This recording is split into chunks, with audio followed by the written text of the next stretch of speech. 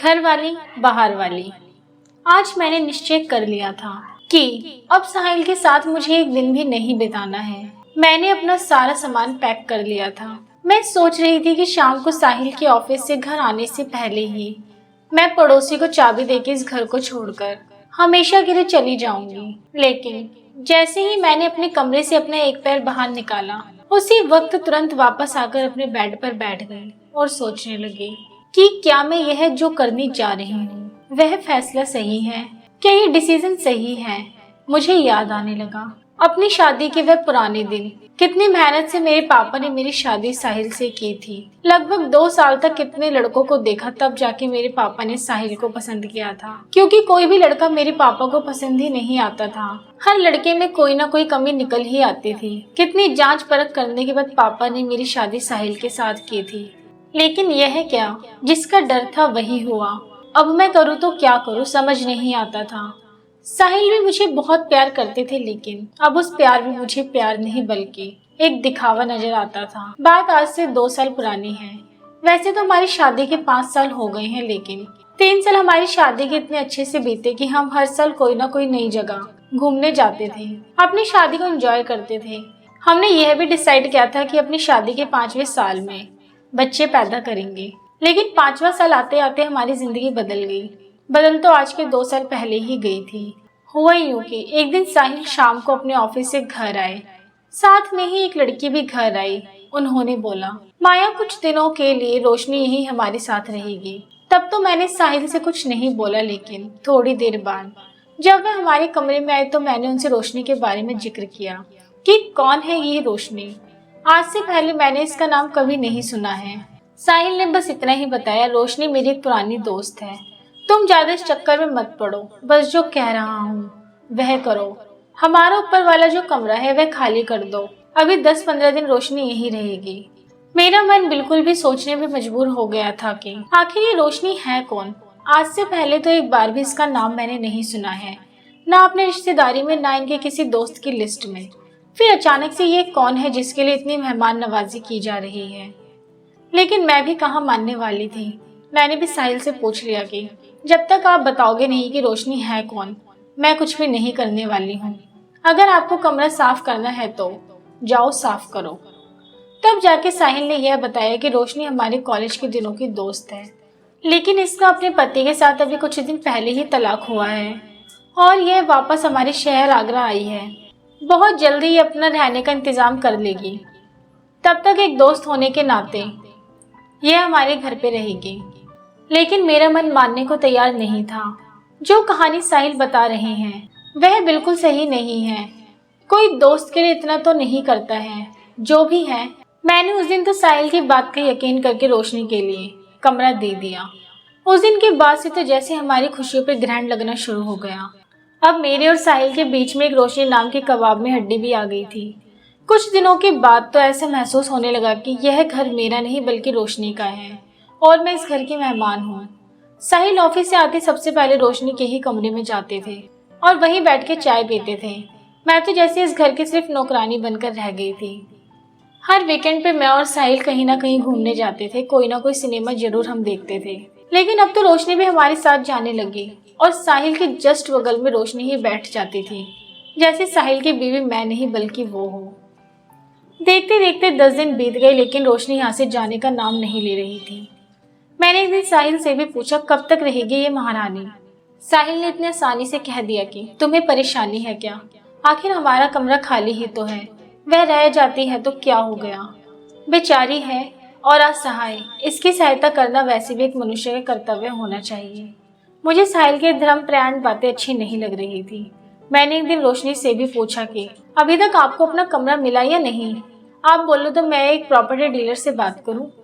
यह आवाज सुनते ही रोशनी जैसे हिल सी गई, क्योंकि उसे तो साहिल ने यहाँ पर रहने के लिए ही बुलाया था, ये कह के कि हमारे ऊपर का एक कमरा खाली है, वहीं पर तुम रह लो। धीरे धीरे रोशनी अब हमारे किचन में भी प्रवेश कर गई थी। अब तो साहिल के लिए उसकी मनपसंद का खाना बनाने का अधिकार भी मुझसे छीनती जा रही थी। कल तक जिस साहिल के लिए मैं उसकी पूरी दुनिया थी, आज मैं सिर्फ एक नौकरानी बनकर रह गई थी। मेरी जरूरत साहिल को सिर्फ अपने कपड़े जूते आदि के लिए ही थी। महीनों बीत गए, हम दोनों के बीच प्यार से बातें करे हुए एक दिन अचानक मेरे ससुर का फोन आया कि बहू हम लोग आ रहे हैं आगरा। तुम्हारी सासू माँ के पैर में काफी दर्द है तो कुछ दिनों के लिए आगरा में ही इलाज कराएंगे, फिर वापस चले जाएंगे। यह बात सुनते ही मुझे ऐसे लगा कि भगवान ने मेरी सुन ली। चलो अब कम से कम मम्मी आ जाएंगी तो रोशनी नाम की बला से छुटकारा पाने का कुछ तो उपाय बताएंगे। मैंने सोचा कि फोन पर क्या बताना रोशनी के बारे में। जब वह यहाँ पर आ जाएंगे तो सारा कुछ देख ही लेंगे। अगले दिन मेरे सास ससुर सुबह सुबह ही पधार चुके थे। वह आकर जैसे ही घर में बैठे, मैं ये क्या देख रही हूँ, रोशनी आके उन दोनों के पैर छू ली और उन दोनों ने भी रोशनी से बोला, रोशनी बेटा तुम कब से आई हुई हो? हमें तो कुछ बहू ने बताया ही नहीं है कि तुम भी यहीं पर हो। अब तो मैं और भी ज्यादा शॉक्ड हो गई थी। ये क्या, ये दोनों तो रोशनी को बहुत पहले से ही जानते हैं और रोशनी भी इनको अच्छी तरह से जानती है। थोड़ा बहुत जो रोशनी को यहाँ से भगाने का रास्ता था अब लगभग वह भी खत्म हो गया था। मैंने एक दिन मम्मी जी को अकेले में देखकर आखिर पूछ ही लिया, मम्मी आप रोशनी को कैसे जानती हैं? मम्मी ने बोला, तुम्हें नहीं पता रोशनी के बारे में? अरे रोशनी और साहिल बचपन के दोस्त हैं। इनकी दोस्ती ऐसी थी कि ये दोनों एक दूसरे के बिना जी नहीं सकते थे। बात तो यहाँ तक पहुँच गई थी कि दोनों की शादी हो जाएगी, लेकिन अचानक से रोशनी ने किसी अमीर लड़के से शादी कर मुंबई चली गई। उसके बाद तो साहिल कई महीनों तक बिल्कुल ही अकेला हो गया था। वह ना किसी से बात करता था ना ऑफिस जाता था। बड़ी मुश्किल से उस तन्हाई से उसे हम लोगों ने निकाला था। लोगों ने बताया कि अगर आप साहिल को दोबारा से नई जिंदगी देना चाहते हैं तो इसकी शादी कर दो, और उसी साल हमने साहिल की शादी तुम्हारे से कर दी थी। ये सुन मुझे बहुत ज्यादा ही अफसोस हुआ कि कितना बड़ा झूठ मुझसे छुपाया गया है। साहिल एक तरफ कहता था कि ये सिर्फ मेरी दोस्त है, कभी नहीं बताया कि मैं इसको बहुत ज्यादा प्यार करता हूँ और मेरी शादी भी इससे होने वाली थी। सासू माँ ने बताया कि रोशनी की शादी होने के बाद वे अक्सर फोन पर बात करती थी और उससे इस चीज की माफी भी मांग ली थी। सासू माँ ने रोशनी को माफ भी कर दिया था और इसके तलाक के बारे में भी सासू माँ को पता था, लेकिन यह पता नहीं था कि वह आजकल साहिल के घर में ही रह रही है। अब तो मुझे पूरा यकीन हो गया कि साहिल और रोशनी के बीच में कुछ ना कुछ तो जरूर है। अभी तक साहिल ने मुझे आके रोशनी के बारे में कुछ क्यों नहीं बताया? सिर्फ इतना ही क्यों बताया कि वह मेरी एक दोस्त थी। दोस्त और पूर्व प्रेमिका होने में बहुत ज्यादा ही अंतर है। उन्होंने मुझसे इस बात को क्यों छिपाया? अब मैंने भी ठान लिया था कि आखिर ऐसा कब तक चलेगा। अब मैं एक पल भी बर्दाश्त नहीं कर सकती थी। क्या मेरा कोई आत्मसम्मान नहीं है? मैं अपने मायके चली जाऊंगी, कोई भी जॉब करके अपना गुजारा कर लूंगी। मैं पढ़ाई में शुरू से ही टॉप रही थी। मैथ मेरा फेवरेट सब्जेक्ट था। मैं ट्यूशन पढ़ा लूंगी, लेकिन अब मैं इस घर में एक मिनट भी नहीं रह सकूंगी। साहिल को जिसके साथ रहना है रहे, उसने मेरी शराफत का यह सिला दिया है। मैं सोच रही थी कि जैसे ही साहिल आएंगे उनको बताकर कि मैं जा रही हूँ अपने मायके और ये घर हमेशा के लिए छोड़कर चली जाऊंगी। शाम हुई, साहिल घर आए। घर आते ही मुझसे बोले तक भी नहीं, सीधे रोशनी के कमरे में चले गए। ये बात मुझे बहुत बुरी लगी। क्या मेरा इतना भी अधिकार नहीं है? थोड़ी देर हाल भी पूछ लो, और बस उन्होंने इतना ही कहा, माया एक कप चाय बनाकर ले आना। मैं संस्कारी पत्नी जो थी, मैं मना नहीं कर पाई। मैंने सोचा कि चलो आखिरी चाय पिलाकर ही इस घर से विदा लेती हूँ। ये चाय बना के जैसे ही ऊपर गई तो कमरे में जोर जोर से आवाज आ रही थी। रोशनी साहिल को कह रही थी, साहिल मुझे माफ कर दो, मैं तुम्हारे प्यार को नहीं समझ पाई। मुझे फिर से अपना लो, मैं तुम्हारे बिना नहीं रह सकती। मैं कमरे के बाहर खड़े होकर उन दोनों की बातें सुनने लगी। तभी साहिल की आवाज आई, रोशनी तुम जानती भी हो क्या कह रही हो? तुम होश में तो हो? मैं एक शादीशुदा आदमी हूँ और मैं अपनी बीवी माया को धोखा देने की सोच भी नहीं सकता हूँ।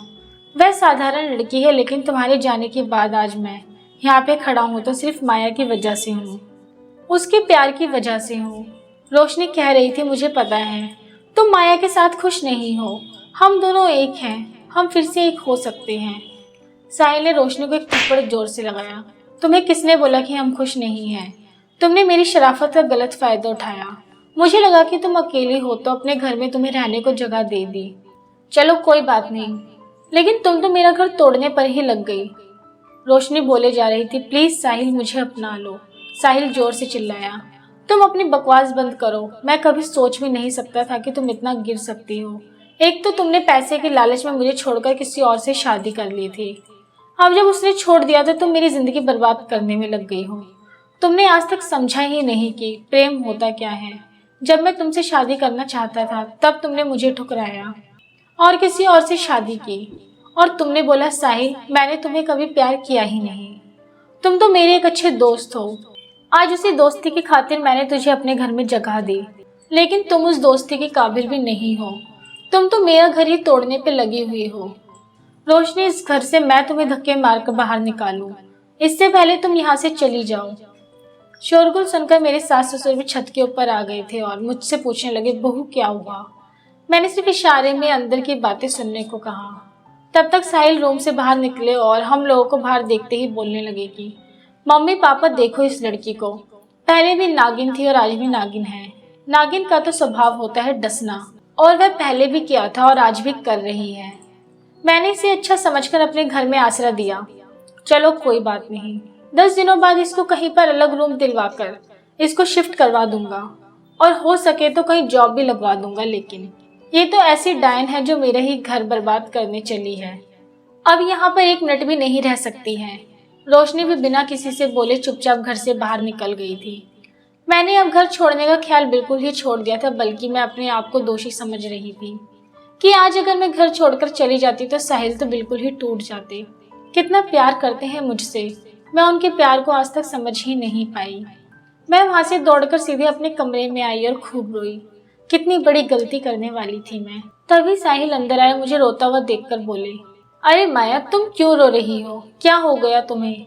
मैंने साहिल को सारी बात बता दी कि मैंने कितना गलत समझा आपको, और आज तो मैं बहुत बड़ी गलती ही करने वाली थी।